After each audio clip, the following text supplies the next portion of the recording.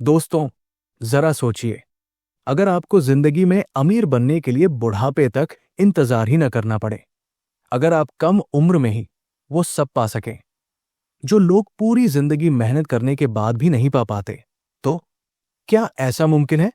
बिल्कुल है। आज हम बात करेंगे उस किताब की जिसने लाखों लोगों की फाइनेंशियल लाइफ बदल दी।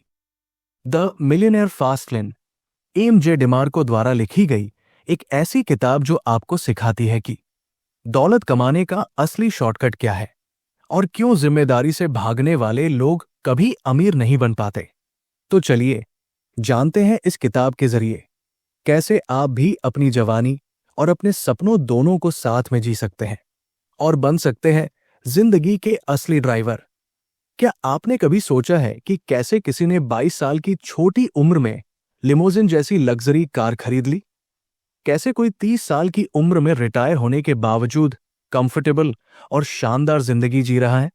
क्या आपको लगता है कि किसी इंसान का कम उम्र में अच्छा खासा पैसा कमाकर रिटायर होना पॉसिबल है? तो जवाब है हाँ, पॉसिबल है। 60 से 65 की उम्र में रिटायर होना आम बात है, लेकिन आप इसे झूठा साबित कर सकते हैं। आप एक यंग मिलियनेयर बन सकते हैं। ज्यादातर लोग इसी चाहत में कि किसी दिन अमीर जरूर बनेंगे, हर दिन कितना स्ट्रगल करते हैं। कई बार इसमें पूरी जिंदगी निकल जाती है। आप खुद को इससे बचा सकते हैं। कम उम्र में भी अपने दम पर आप वो सारे ऐशो आराम एक्सपीरियंस कर सकते हैं। आप अपने बच्चों को बड़ा होता हुआ देख सकते हैं, अपने शौक पूरे कर सकते हैं, बिना किसी चिंता के इस खूबसूरत जिंदगी को एंजॉय कर सकते हैं और पूरी दुनिया घूम सकते हैं। और सबसे बड़ी बात, आप अपनी जिंदगी अपनी शर्तों पर खुलकर जी सकते हैं। इस बुक में आप पैसों के बारे में हमने जो गलतफहमी पाल रखी है उसके बारे में जानेंगे।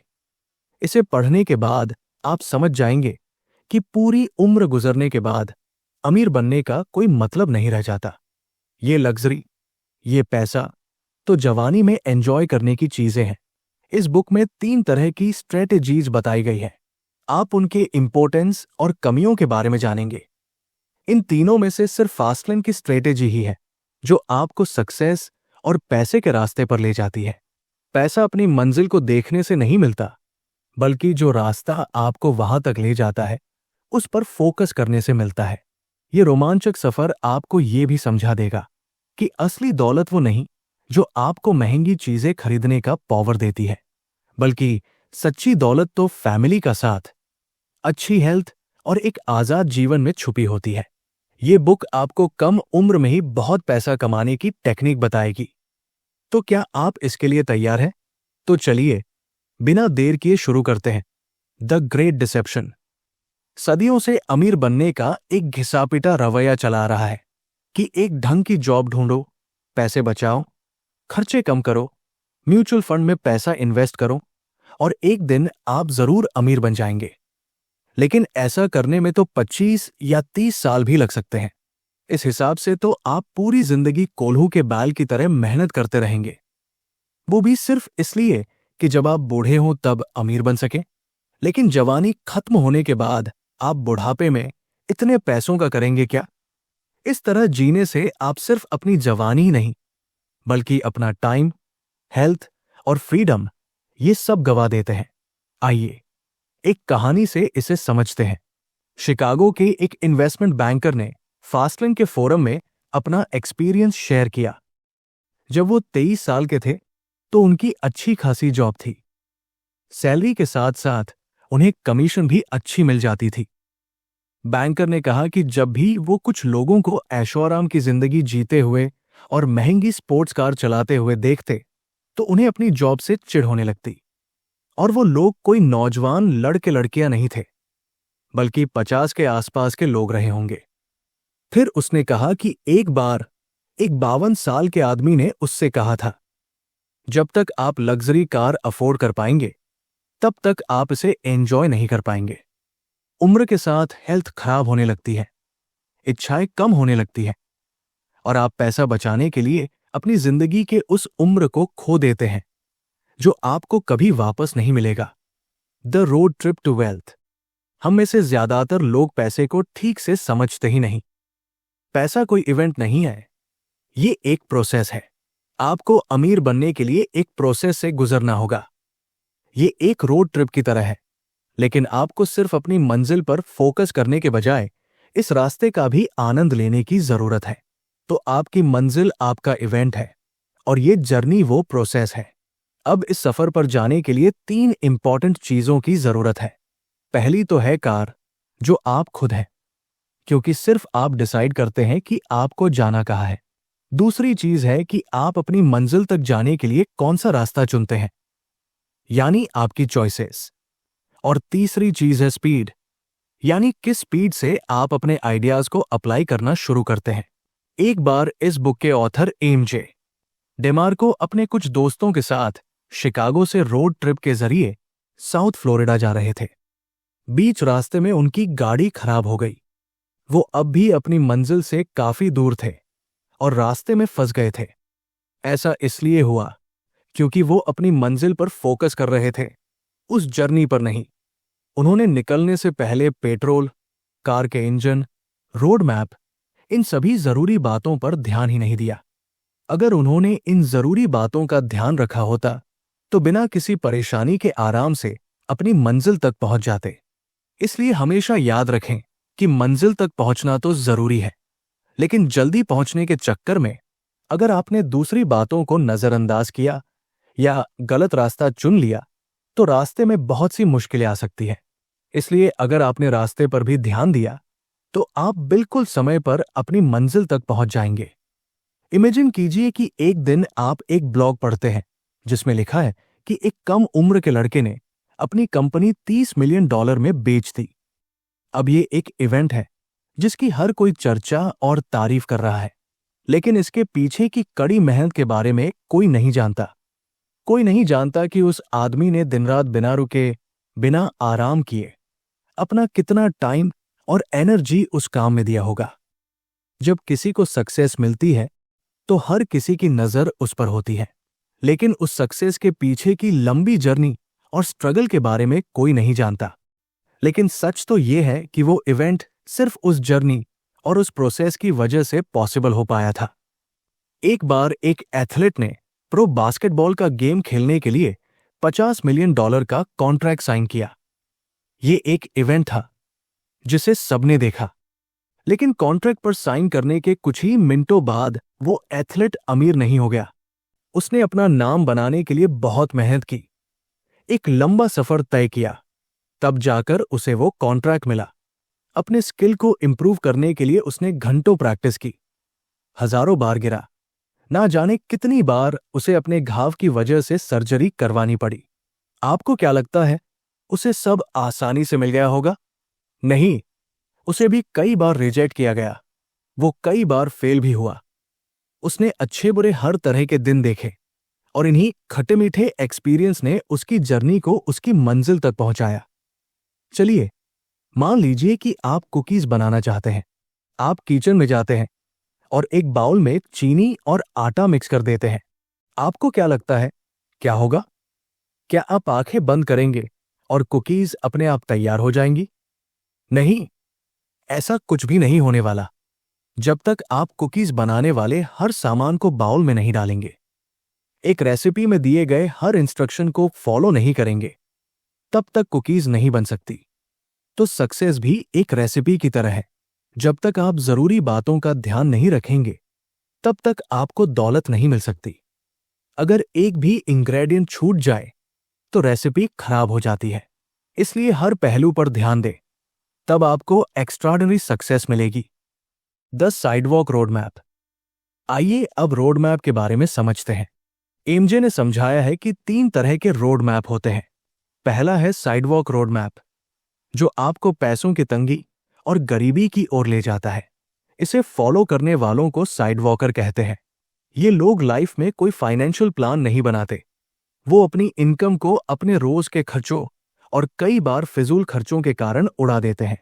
वो अपने आने वाले कल के लिए प्लान नहीं करते और अक्सर उन्हें हर दिन की कमाई पर ही सरवाइव करना पड़ता है। इसीलिए डिसिप्लिन की कमी और खराब फाइनेंशियल मैनेजमेंट के कारण ये साइडवॉक का रास्ता इंसान को गरीबी की ओर ले जाता है। अब 2 तरह के साइडवॉकर होते हैं। इनकम पुअर और इनकम रिच। ऐसे लोगों की नेटवर्थ जीरो या नेगेटिव होती है। रिसर्च से पता चला है कि 85% अमेरिकन इस कैटेगरी में आते हैं। ना इनके पास कोई सेविंग होती है, ना पैसे और ना कोई डिपॉजिट। इतना ही नहीं, इन लोगों पर बहुत भारी लोन भी होता है, जिसमें car loan, home loan, personal loan सब शामिल है। लेकिन फिर भी आपको उनके घर में latest flat screen TV, mobile, latest technology वाले गैजेट सब कुछ देखने को मिलेगा। ये सब जिंदगी की जरूरतें तो नहीं है। हाँ, आप इन्हें शौक जरूर कह सकते हैं। इनकम पुअर साइडवॉकर फ्यूचर के लिए पैसे नहीं बचाते, ना वो अपने बुढ़ापे के लिए कुछ प्लान करते हैं और ना जिंदगी की किसी इमरजेंसी के लिए। वो बस सारा पैसा शोव करने में बर्बाद कर देते हैं। इसलिए जिंदगी के सफर के लिए ये रास्ता बिल्कुल सेफ नहीं है, क्योंकि अगर आपको रास्ते में ठोकर लगी तो आपको संभलने तक का मौका नहीं मिलेगा। ये ठोकर कुछ भी हो सकती है, जैसे जॉब छूट जाना, इंटरेस्ट रेट बढ़ जाना, अचानक से कोई एक्सीडेंट होना, किसी बीमारी का शिकार हो जाना या फिर दुनिया में फैली मंदी। ये तो वैसा ही हुआ कि ऐसे लोगों के पास एक ब्रांड न्यू लग्जरी कार तो है, लेकिन हेल्थ इंश्योरेंस नहीं है। अब ऐसे में अगर उनकी लाइफ में कोई एक्सीडेंट हो जाता है तो उन्हें अपनी जेब से पैसे भरने पड़ेंगे, जिससे उन पर और लोन चढ़ जाएगा और फिर वो इस कभी न खत्म होने वाले गरीबी के जाल में उलझ कर रह जाएंगे। अब बात करते हैं इनकम रिच साइडवॉकर की। एक बार एक रैपर था जिसने सिर्फ 3 साल में 2 हिट रैप सॉन्ग्स दिए और वो काफी फेमस हो गया, लेकिन बहुत जल्द उसका दिवाला भी निकल गया था। आपको सुनकर हैरानी होगी कि वो हर महीने $4 मिलियन कमा रहा था, लेकिन फिर भी उसकी फाइनेंशियल कंडीशन बहुत खराब हो गई। इसका भी वही कारण था, poor management skills. Famous actor और म्यूजिशियन अक्सर अपने लुक्स को मेंटेन करने के लिए लंबा पैसा खर्च करते हैं। वो महंगे डिजाइनर कपड़े पहनते हैं, आलीशान सी फेसिंग घर में रहते हैं और महंगी गाड़ियां ड्राइव करते हैं। इन सब चीजों को देखकर हमें लगता है कि वो कितने ऐशो आराम और मजे से रहते हैं, है ना? लेकिन क्या आपने कभी सोचा है कि ऐसी लाइफस्टाइल मेंटेन करने के लिए कितना खर्च होता होगा? और प्रॉब्लम यहीं से शुरू होती है। वो जितना कमाते हैं उससे ज्यादा खर्च करते हैं। मान लीजिए कि वो हर महीने $50 कमाते हैं, तो उनके खर्चे कम से कम $60 होंगे। यही कारण है कि वो कभी पैसा जमा नहीं कर पाते। उनके करियर में एक छोटी सी फेल्योर की उन्हें बड़ी कीमत चुकानी पड़ती है। कई ब्लॉकबस्टर गाने रिलीज करने के बावजूद एक फ्लॉप गाना या फिल्म उन्हें बर्बाद कर सकती है।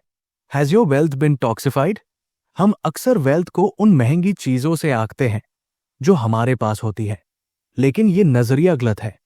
पैसों की वर्थ जानने का सही तरीका है वेल्थ ट्रिनिटी। जैसा कि नाम से समझ में आता है, इसमें 3 चीजें शामिल हैं: फैमिली, फिटनेस और फ्रीडम। सबसे पहले, वेल्थ का मतलब होता है अपने परिवार से एक गहरा और मजबूत रिश्ता। दूसरा है हेल्दी और फिट बॉडी। एक स्वस्थ और मजबूत शरीर से ज्यादा कीमती कुछ नहीं होता। और तीसरा है फ्रीडम, यानी आजादी। अपनी पसंद से निर्णय लेने और अपने तरीके से जिंदगी जीने की आजादी। पैसे भी 2 तरह के होते हैं, असली और नकली या आर्टिफिशियल। नकली पैसे का मतलब है पैसे का भ्रम होना, जो असली पैसे को बर्बाद कर देता है। आइए एक उदाहरण से समझते हैं। एक्सप्रेसवे के पास एक अपार्टमेंट था। उसे देखकर लगता था जैसे उसे रिपेयर की जरूरत है। उसका रंग धुंधला हो गया था, वो जगह जगह से टूट फूट गया था। एमजे जब जिम जाते थे तो उसे रोज देखा करते थे। उस पुराने अपार्टमेंट के पार्किंग लॉट में उन्होंने एक बहुत महंगी लग्जरी कार खड़ी देखी। उन्हें उस कार के ओनर के बारे में सोचकर आश्चर्य होता था। अगर वो $60,000 की कार अफोर्ड कर सकता है तो बहुत दौलतमंद होगा, लेकिन अगर वो इतना अमीर है तो ऐसे अपार्टमेंट में क्यों रहता है जिसकी हालत इतनी खराब है? उसे तो एक आलीशान बंगले में रहना चाहिए। तो इसका राज ये था कि वो कार का ओनर बिल्कुल अमीर नहीं था, वो बस अमीर दिखना चाहता था।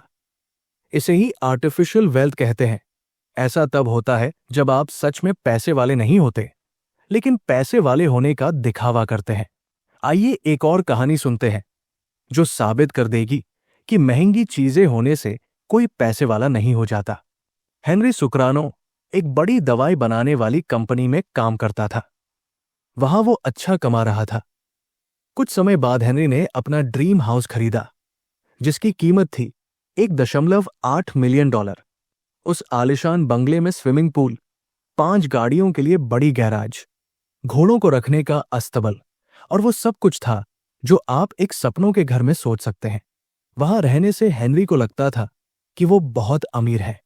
एक दिन कंपनी में पॉलिटिक्स की वजह से उसके काम पर उंगली उठाई जाने लगी। अब उसे पहले से ज्यादा काम करने के लिए कहा गया। हेनरी को रोज काम पर जाने के लिए ट्रैवल करना पड़ता था। उसका पूरा दिन या तो काम करने में बीतता था या सोने में। हेनरी ने अपना मनपसंद घर उसे एंजॉय करने और सुकून से रहने के लिए खरीदा था, लेकिन अब उसे एक पल का भी चैन नहीं मिल रहा था। इस घर को खरीदने के चक्कर में उसके रिश्तों और उसकी हेल्थ पर काफी बुरा असर पड़ा था। उसके पास अपने बीवी बच्चों के लिए वक्त ही नहीं था। वो हर समय स्ट्रेस में रहने लगा। वो अपने इस ऐशो आराम की लाइफस्टाइल में फंस गया था, जिसने उसकी आजादी और उसकी शांति छीन ली थी। तो क्या समझे आप? हेनरी सिर्फ ये जताना चाहता था कि वो कितना दौलतमंद है, इसलिए उसने इतना महंगा घर खरीदा, लेकिन असल में वो उसे अफोर्ड नहीं कर सकता था। अब उस घर के खर्चों को उठाने के लिए वो लगातार काम करता रहा, जिसने उसका चैन और आजादी सब छीन लिया था। आर्टिफिशियल वेल्थ इस तरह असली पैसों का नाश कर देती है। Misuse money and money will misuse you. अक्सर देखा गया है कि इंसान के पास जितना ज्यादा पैसा होता है, उसका लोन उतना ही बढ़ता जाता है, क्योंकि आप जितना ज्यादा कमाने लगते हैं, उतना ही ज्यादा खर्च भी करने लगते हैं, जिससे लोन बढ़ जाता है। अब आप इस लोन को चुकाने के लिए दिन रात बस काम में ही लगे रहते हैं। ज्यादा काम करने से आपको स्ट्रेस होने लगता है, आप चिड़चिड़े हो जाते हैं, जिसका बुरा असर आपके रिश्तों और हेल्थ दोनों पर पड़ता है। इसलिए कहा जाता है कि पैसा आपकी खुशियां नहीं खरीद सकता। पैसा आपकी जिंदगी आसान तो बना सकता है, लेकिन जरूरी नहीं कि वो उसे खुशहाल भी बना सके। पैसे के साथ अगर आजादी भी हो तो वो खुशियां जरूर देता है। पैसे का इस्तेमाल सिर्फ आपकी इच्छाओं को पूरा करने के लिए नहीं किया जाना चाहिए। आइए अब जानते हैं कि अगर आप पैसों को मिसयूज करेंगे तो उसके क्या परिणाम हो सकते हैं। एमजे ग्रेजुएशन पूरी करने के बाद एक कंस्ट्रक्शन लेबर के रूप में काम करने लगे। ये काम थोड़ा थकाने वाला था, लेकिन सैलरी अच्छी थी। हर रोज साइट तक पहुंचने के लिए उन्हें हैवी ट्रैफिक का सामना करना पड़ता था। ये काम थोड़ा चैलेंजिंग था, लेकिन एमजे ज्यादा पैसा कमाने के लिए वहां जॉब करते रहे। कुछ समय बाद उनके बचाए हुए पैसों से अच्छी खासी रकम जमा हो गई। अब एमजे खुद को अमीर समझने लगे। उन्होंने अपना रहन सहन ऊंचा करने का फैसला किया और एक महंगी स्पोर्ट्स कार खरीद ली। उन्हें लगने लगा कि ये कार उनके पैसे वाले होने का स्टेटस सिंबल है। कुछ समय बाद एमजे अपने काम से ऊबने लगे। उन्हें लगने लगा कि ये काम मुश्किल भी था और उनका सारा समय इसी में बीत जाता था। वो बहुत थका हुआ महसूस करते थे, लेकिन मजबूरन एमजे को अपना जॉब जारी रखना पड़ा। उन्हें एहसास होने लगा कि चाहकर भी वो अपना काम नहीं छोड़ सकते, क्योंकि उनके खर्चे इतने बढ़ गए थे। उन्हें पहली बार समझ में आया कि वो स्पोर्ट्स कार उनका स्टेटस सिंबल नहीं था, बल्कि एक दीमक थी जिसने उनके सुख चैन को खत्म कर दिया था।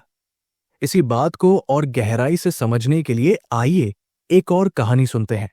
एक आदमी था जो लोगों को ब्लैकमेल करके जबरदस्ती पैसा वसूल करता था। ऐसा करके वो साल में $2,14,000 कमा लेता था। इस हिसाब से तो उसके पास बहुत पैसा होना चाहिए, लेकिन जब उससे पूछा गया तो उसने कहा कि वो पूरी तरह बर्बाद हो चुका है। उसने अपनी बीवी को छोड़ दिया था और कोर्ट के आदेश की वजह से उसे हर महीने अपनी बीवी को $6,000 देने पड़ते थे। इसके अलावा भी उसके सिर पर कई तरह के लोन थे।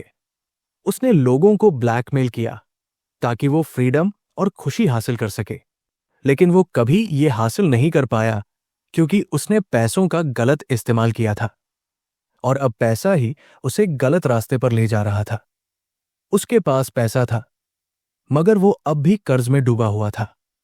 वो ब्लैकमेलिंग से कमाए गए पैसों से खुशियां खरीदने की कोशिश कर रहा था, लेकिन ऐसी खुशी बहुत कम समय के लिए टिकती है।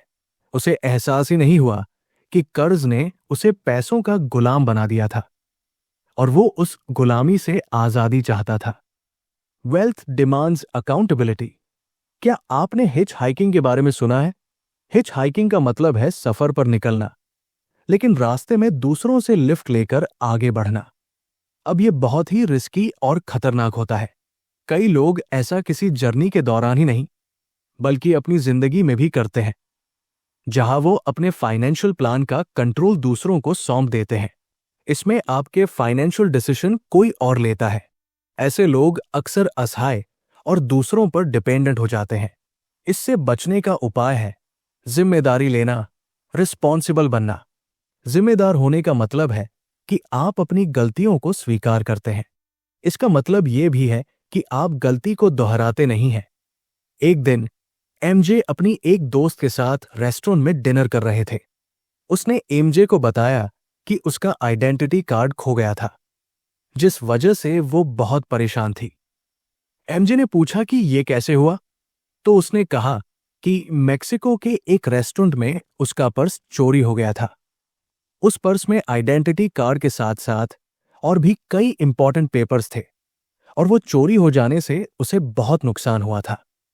उसने कहा कि उसने पर्स टेबल पर रखा था, तभी अचानक कोई आया और पर्स उठाकर भाग गया।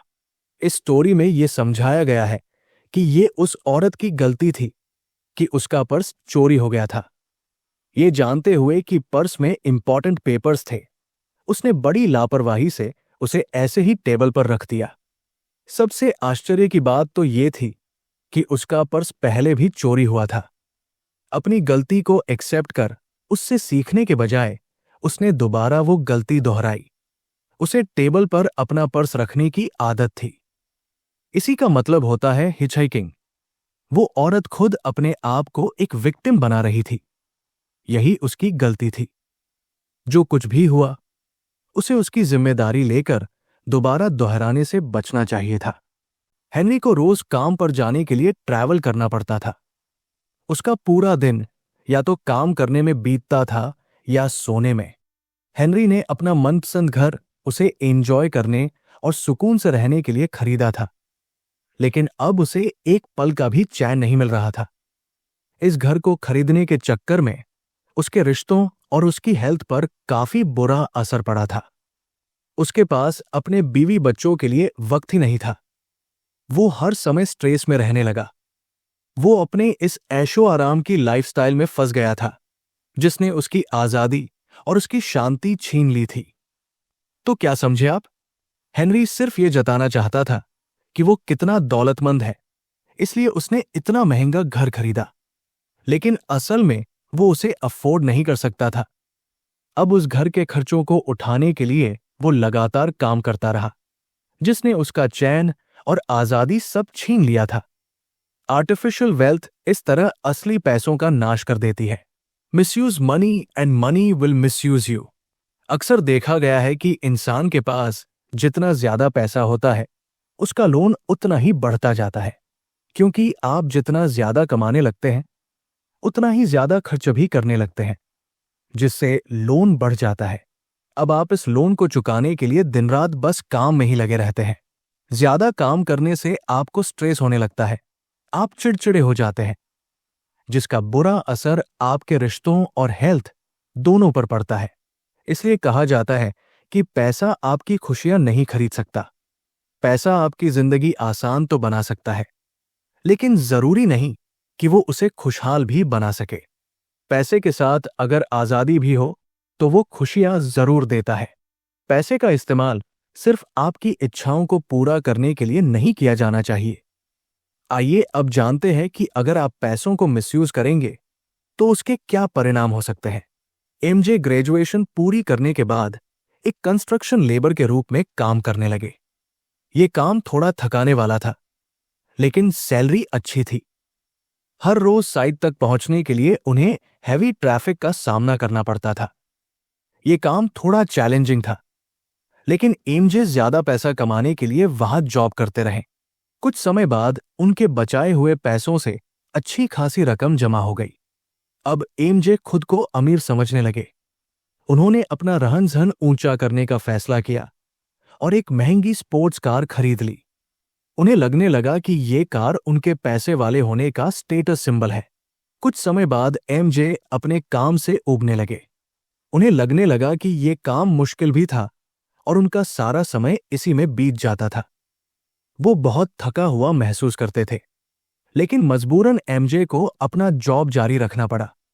उन्हें एहसास होने लगा कि चाहकर भी वो अपना काम नहीं छोड़ सकते, क्योंकि उनके खर्चे इतने बढ़ गए थे। उन्हें पहली बार समझ में आया कि वो स्पोर्ट्स कार उनका स्टेटस सिंबल नहीं था, बल्कि एक दीमक थी जिसने उनके सुख चैन को खत्म कर दिया था। इसी बात को और गहराई से समझने के लिए आइए एक और कहानी सुनते हैं। एक आदमी था जो लोगों को ब्लैकमेल करके जबरदस्ती पैसा वसूल करता था। ऐसा करके वो साल में $2,14,000 कमा लेता था।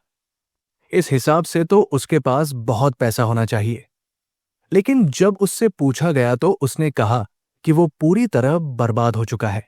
उसने अपनी बीवी को छोड़ दिया था और कोर्ट के आदेश की वजह से उसे हर महीने अपनी बीवी को $6,000 देने पड़ते थे। इसके अलावा भी उसके सिर पर कई तरह के लोन थे।